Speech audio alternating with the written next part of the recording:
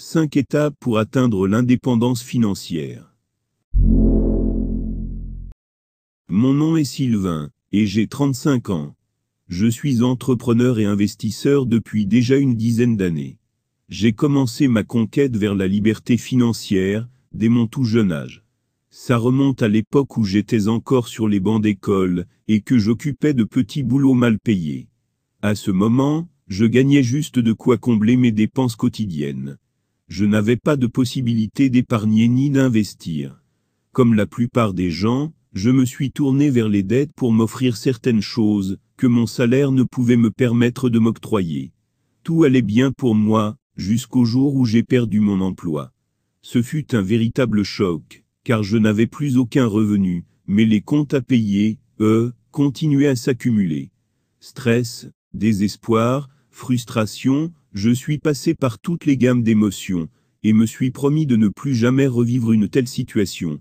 Cette expérience m'a été très utile, car elle m'a poussé à prendre conscience, et à m'intéresser à la gestion efficiente de mon argent. J'ai commencé à étudier le monde des finances à travers des livres, des formations et même des études universitaires. Depuis lors, les choses ont commencé à changer positivement pour moi. Avant l'âge de 30 ans, j'ai atteint la liberté financière. Aujourd'hui, je n'ai aucune dette. Mieux, j'ai réussi à me bâtir un patrimoine financier.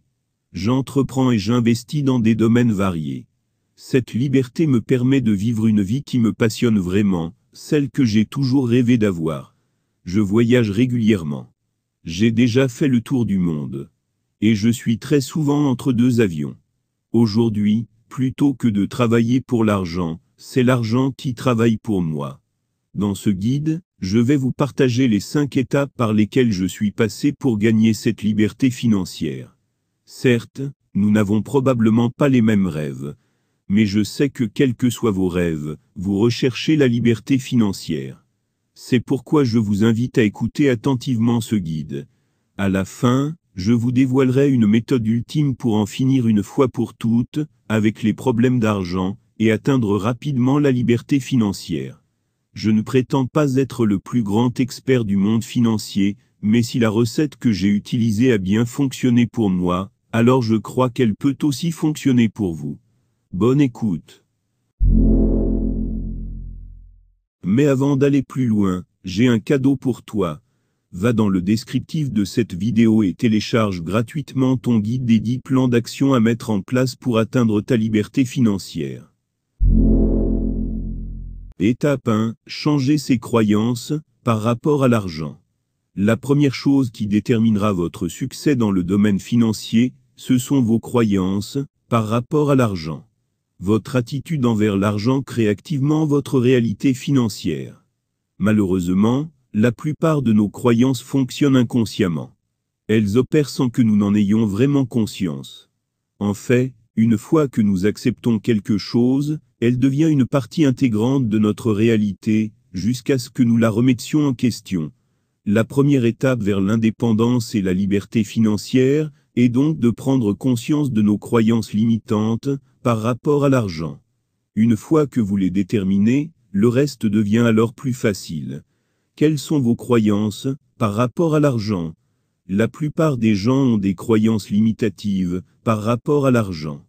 Et si vous n'êtes pas encore financièrement indépendant ou libre, c'est que vous avez toujours ces genres de croyances. Comment faire pour savoir si vous avez des croyances limitatives? Le petit exercice suivant vous sera d'une aide précieuse. Complétez les phrases suivantes. 1. L'argent est. 2. L'argent signifie pour moi. Complétez chacune de ces phrases au moins 50 fois. Vous aurez alors 100 réponses qui vous permettront de débusquer vos croyances limitatives par rapport à l'argent. Voici quelques-unes des croyances limitantes les plus populaires sur l'argent. 1. L'argent est la racine de tous les maux. 2. L'argent est là pour être dépensé. 3. Les riches s'enrichissent et les pauvres s'appauvrissent. 4. L'argent est une ressource limitée. 5. Ma famille n'a jamais été riche. 6. Vous devez travailler trop dur pour devenir riche. 7. Les riches sont malhonnêtes. 8. L'argent ne m'intéresse pas. 9. Les riches se font l'argent sur le dos des pauvres. 10. L'argent est sale. 11. Il faut travailler dur pour gagner de l'argent. Toutes ces choses peuvent sembler vraies, mais elles ne le sont que lorsque vous décidez ainsi. Prenons par exemple la première croyance, l'argent est la racine de tous les maux. Ce n'est pas vrai. Les gens disent que l'argent est la source des problèmes, pourtant, ce n'est pas le cas. L'argent n'a jamais été la source des problèmes. C'est plutôt la cupidité, l'orgueil et l'égoïsme des hommes qui sont les sources des maux. L'argent n'est qu'un outil. L'utilisation que vous en faites lui donne son sens. Si vous êtes une bonne personne, vous allez l'utiliser pour de bonnes choses. Au cas contraire, vous l'utiliserez pour faire de mauvaises choses. C'est comme le feu. Me diriez-vous que le feu est une mauvaise chose? Sûrement non. Mais vous savez certainement que tandis que certaines personnes l'utilisent à bon escient, pour faire la cuisine par exemple, d'autres l'utilisent à mauvais escient, pour immoler les gens par exemple. La même chose est valable pour la croyance commune, qui stipule que l'argent est là pour être dépensé. C'est un discours que les personnes fauchées aiment entretenir. Cela les conforte dans leur position.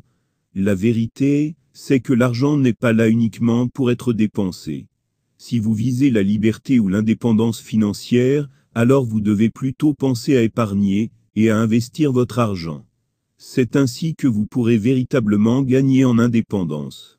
Si vous avez des croyances limitantes par rapport à l'argent, et il y a de fortes chances que ce soit le cas, alors, vous devrez impérativement les éliminer et développer de nouvelles croyances positives par rapport à l'argent. Comment changer ces croyances? Suivez les étapes suivantes. 1.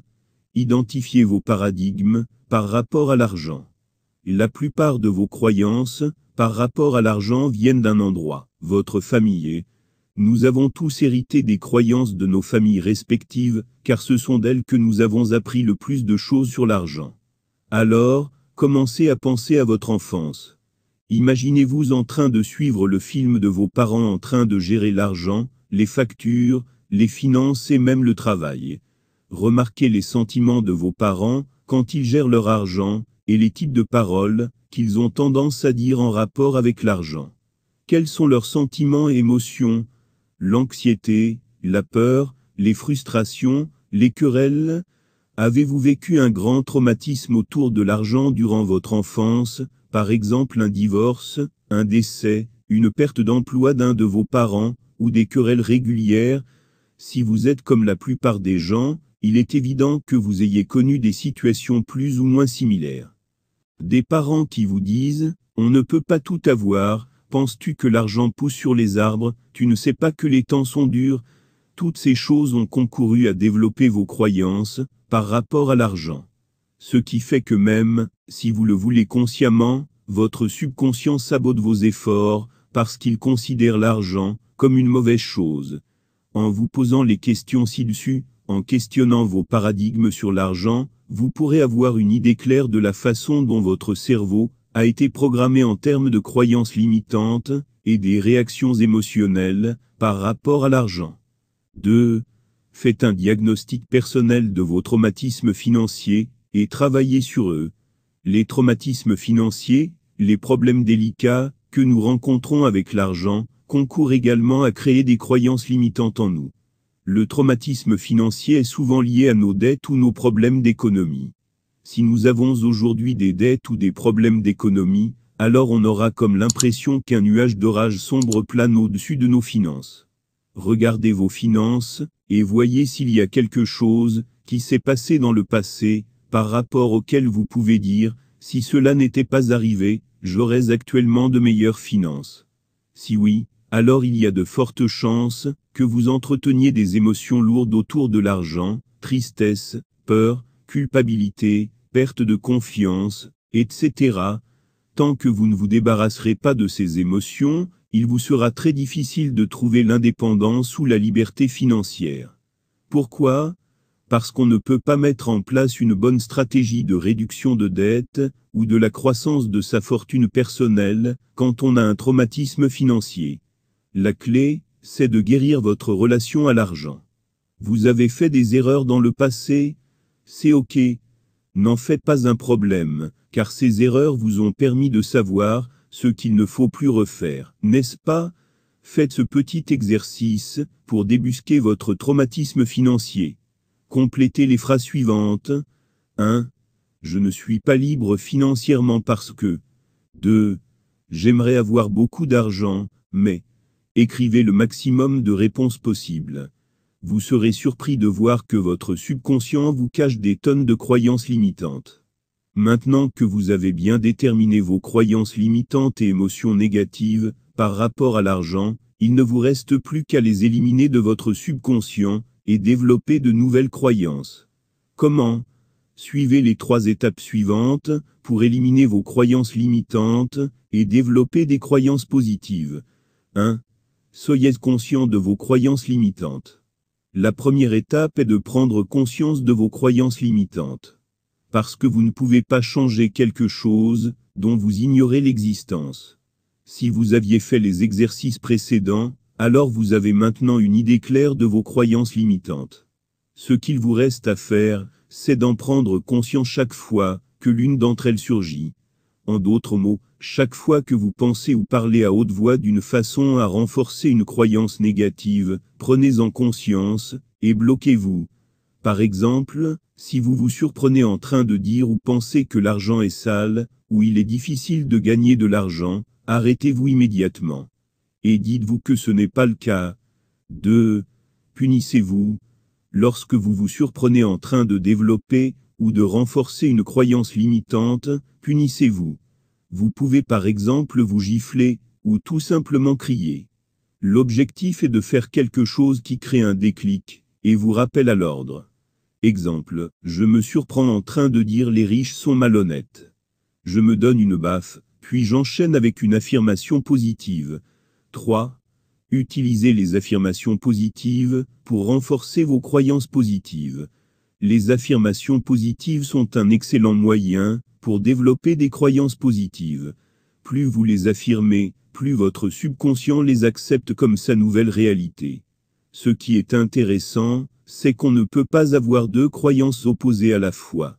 Donc en développant des croyances positives, vos croyances limitantes vont disparaître. Et le meilleur moyen de le faire, c'est d'utiliser des affirmations positives. Par exemple, si vous vous surprenez en train de dire les riches sont des malhonnêtes, vous pouvez vous donner une baffe ou crier. Puis, vous enchaînez avec des affirmations comme « Je connais de nombreux riches, qui sont honnêtes et bienveillants ». Pour plus d'efficacité, récitez plusieurs affirmations positives régulièrement, chaque matin à votre réveil et la nuit avant de vous coucher. Ce sont les moments où le subconscient est le plus apte à enregistrer de nouvelles informations. Voici quelques affirmations positives par rapport à l'argent. L'argent est une bonne chose, il me vient naturellement et heureux. Je suis riche, fier et heureux. Je suis un créateur de richesses. Je m'enrichis et je contribue autour de moi avec mes richesses. Pratiquez la visualisation. La visualisation est un excellent exercice qui renforce vos croyances et vous libère des émotions toxiques et négatives.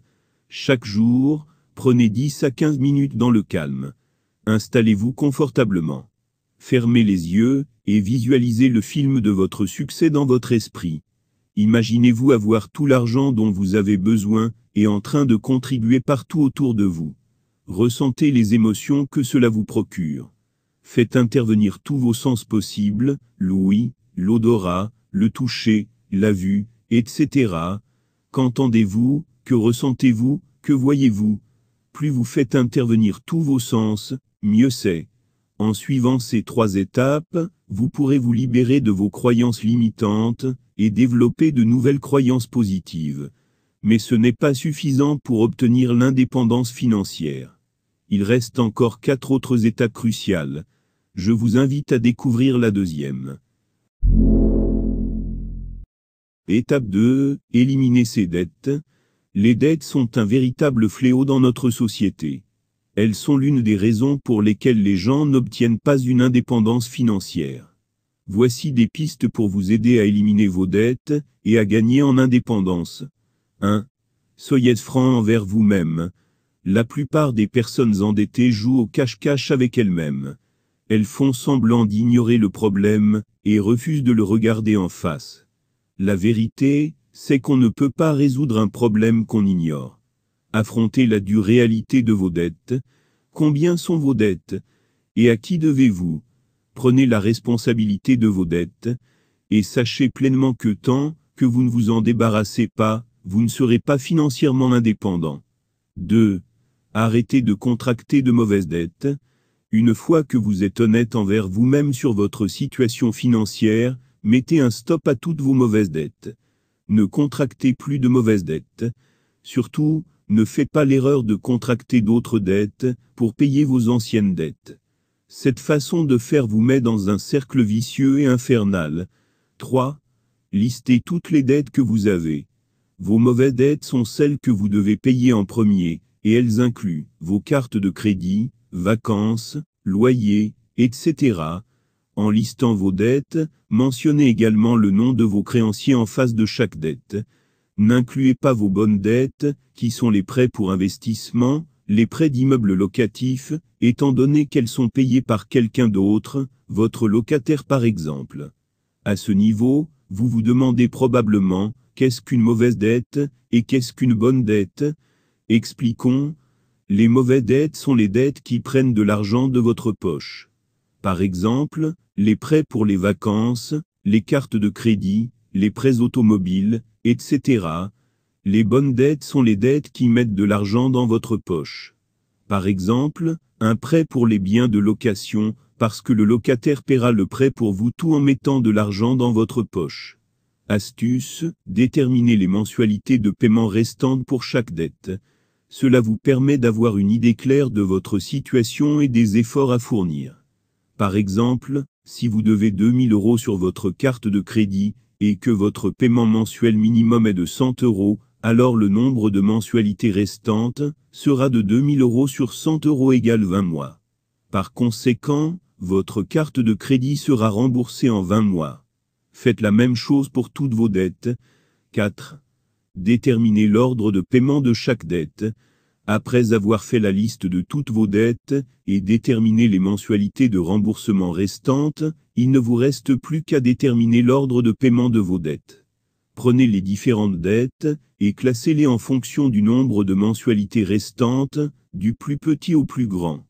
La dette avec le moins de mensualités de remboursement restantes, est celle que vous devez commencer à payer en premier, et celle avec le plus de mensualités restantes, est celle que vous devez payer en dernier.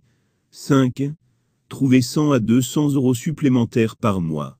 Après avoir déterminé l'ordre de paiement de vos dettes, trouvez des moyens de gagner 100 à 200 € supplémentaires par mois. Cela peut être difficile, mais n'oubliez pas que vous devez affronter la réalité. Cette somme supplémentaire devra vous aider à atteindre vos objectifs plus rapidement. Soyez créatif, sortez de votre zone de confort, et trouvez ces 100 € supplémentaires. 6. En dehors de votre première dette, payez le paiement mensuel minimum pour vos autres dettes. Assurez-vous de payer uniquement le paiement mensuel minimum requis pour toutes vos dettes, sauf la première dette. Puis, mettez vos 100 à 200 € supplémentaires dans votre dette.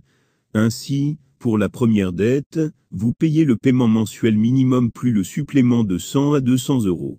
Faites cela tous les mois, jusqu'à ce que la première dette soit complètement remboursée. 7. Passez à la deuxième dette. Maintenant que vous avez fini de rembourser la première dette, concentrez-vous sur la deuxième dette. Payez le paiement mensuel minimum requis pour toutes les dettes. Payez le paiement minimum requis pour la deuxième dette plus le montant total que vous payez pour la première dette. Exemple 1. Le paiement mensuel requis pour la deuxième dette. 2. Le paiement minimum requis que vous payez pour la première dette. 3. Les suppléments de 100 à 200 €. Cela vous permet d'accélérer le paiement de vos dettes. Une fois que vous finissez de payer la deuxième dette, passez à la troisième dette. Pour la troisième dette, suivez le schéma suivant. 1. Le paiement minimum requis pour la troisième dette. 2.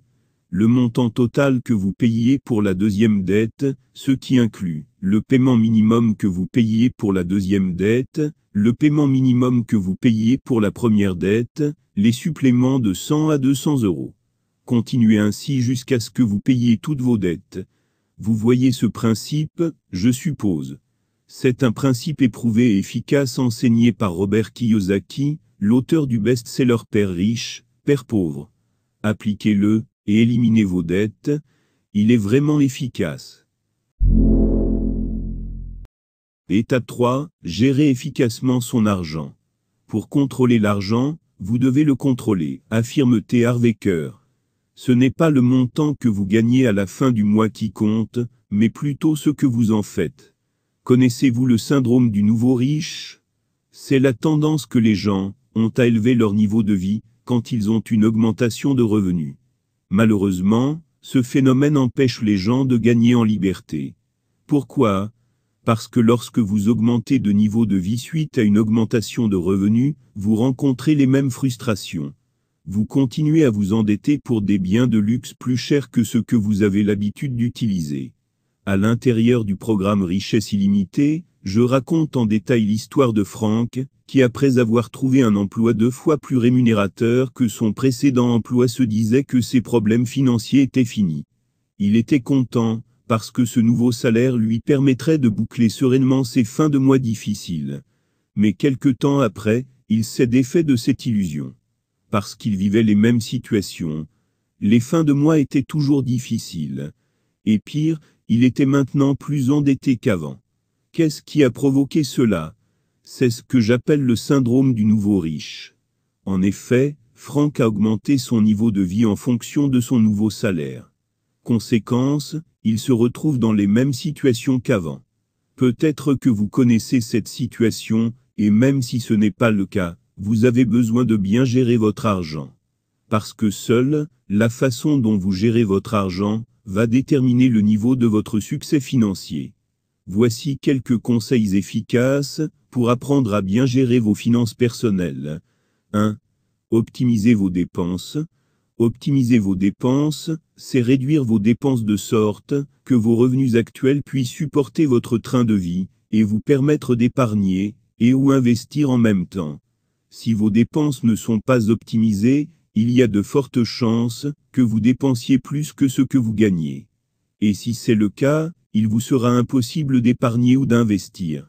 Voici quelques astuces qui peuvent vous aider. Achetez malin et usagé. Apprenez à dominer vos pulsions, et achetez uniquement ce dont vous avez vraiment besoin.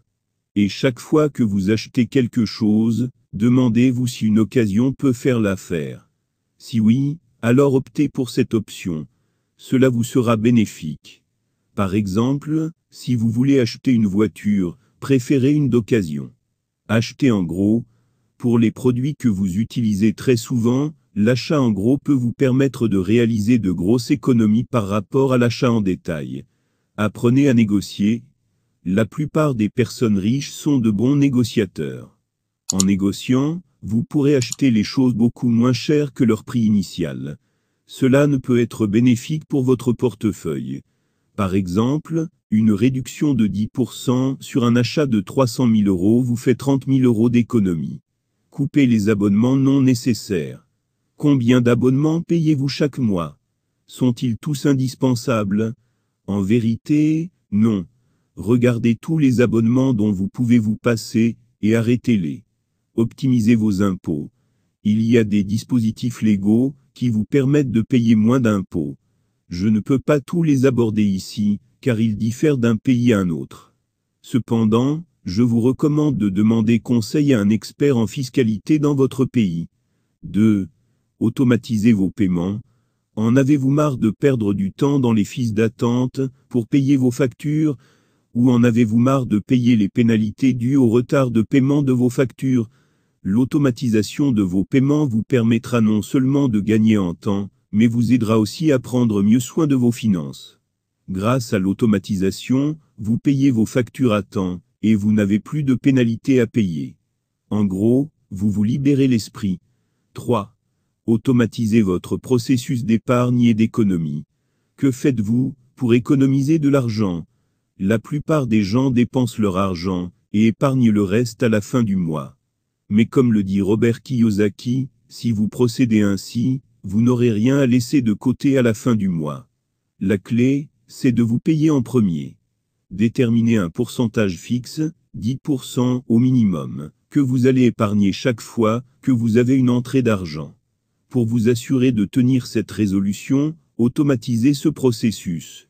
Voyez avec votre banquier, pour qu'il mette en place un virement automatique du pourcentage alloué vers votre compte d'épargne. Ainsi, chaque fois que vous aurez des entrées d'argent, vous êtes sûr d'économiser une partie.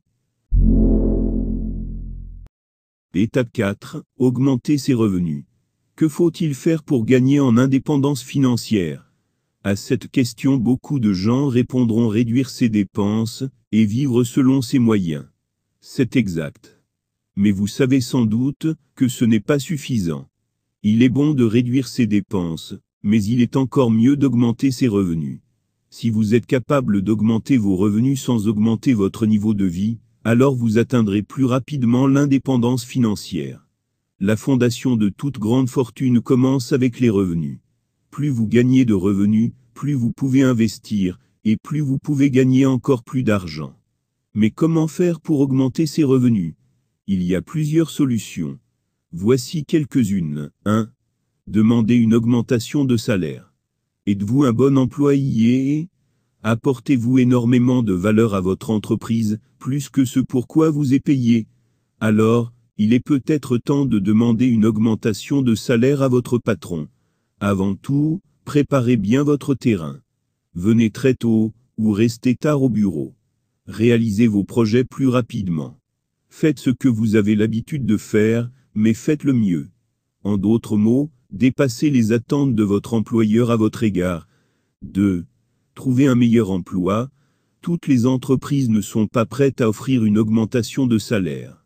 Si votre entreprise a des problèmes financiers, ou qu'elle est encore petite, demander une augmentation peut être mal perçu.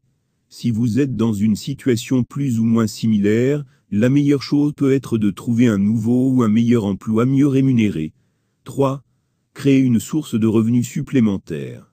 Si vous aimez votre emploi actuel, et que vous savez qu'une augmentation est hors de question, alors optez pour d'autres stratégies pour augmenter vos revenus.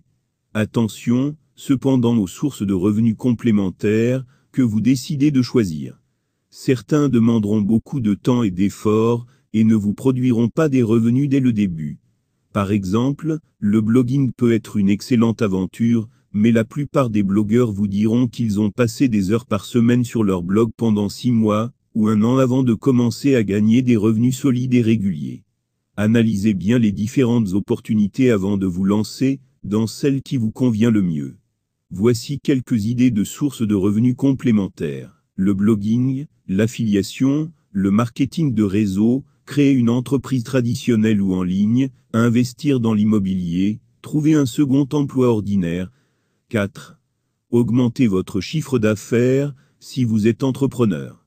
En tant qu'entrepreneur, la meilleure stratégie pour augmenter vos revenus, c'est d'augmenter votre chiffre d'affaires.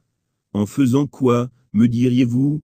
Vous avez plusieurs options. Créer de nouveaux produits, attaquer un nouveau segment de marché, parfaire votre stratégie marketing, lier de nouveaux partenariats lucratifs, etc.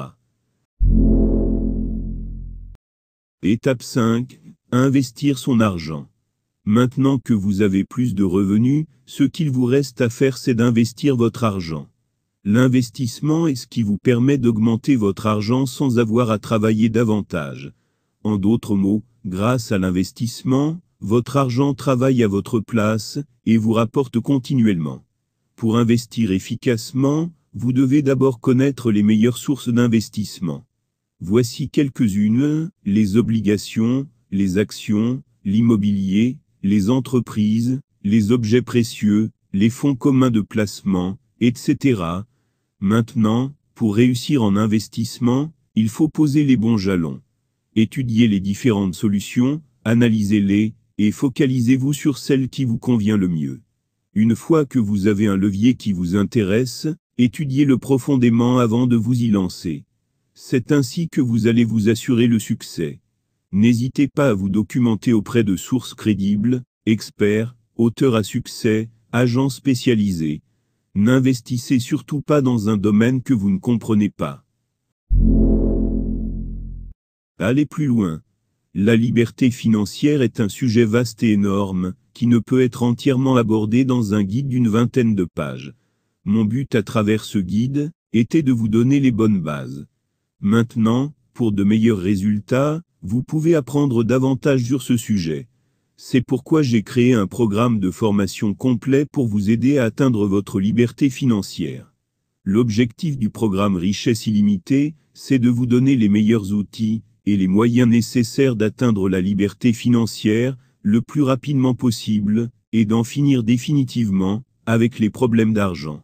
C'est une méthode orientée sur la pratique qui vous donne toutes les stratégies et techniques efficaces que j'ai moi-même utilisées pour passer d'une personne sans un sou à une personne financièrement libre. C'est à votre tour de les utiliser pour gagner votre liberté.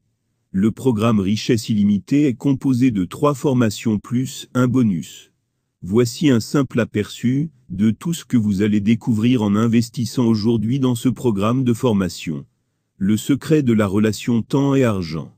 Si vous ne maîtrisez pas ce concept fondamental, vous ne pourrez jamais atteindre l'indépendance financière. Les 14 façons de penser des riches, et qui font toute la différence entre eux et les pauvres. Si vous les adoptez, vous pourrez, vous aussi, devenir comme eux. Comment matérialiser plus d'argent dans votre vie facilement? Il y a toujours 2 façons d'obtenir quelque chose. L'une dans l'effort et la difficulté, l'autre dans la facilité, la rapidité et de manière miraculeuse. Le fléau de l'endettement. Pourquoi vous devez l'éviter à tout prix? Vous allez rapidement constater, si vous faites partie de la classe des personnes vulnérables. La réalité choquante, lorsque vous empruntez à la banque est l'histoire de Christine, qui a perdu sa maison. 4 astuces qui vous permettent d'épargner sans vous priver, ou sans vous causer de douleur. Le résultat est bluffant. Toute la vérité sur les cartes de crédit. Devriez-vous vous en servir ou non? La réponse risque de vous surprendre. Pourquoi il est vital de nos jours d'avoir plusieurs sources de revenus, et une drôle d'histoire de poulailler. La méthode radicale pour enfin faire un travail que vous aimez, et gagner plus d'argent, quand vous en avez marre de votre boulot. Les 2 seuls réels moyens de gagner de l'argent sur cette terre. Vous devez privilégier le deuxième coûte que coûte. Le petit secret, pour gagner vos combats, même les plus insurmontables. Ne vous laissez plus dicter votre futur par les circonstances, ou par les autres. 6 excellents moyens d'investir, et une très courte citation, qui renferme la formule absolue de la richesse. Et beaucoup, beaucoup plus. Je vous invite à découvrir tout le programme complet Richesse illimitée, et voir comment il peut vous aider à changer complètement votre situation financière. Cliquez dans la description de cette vidéo, pour découvrir le programme Richesse illimitée,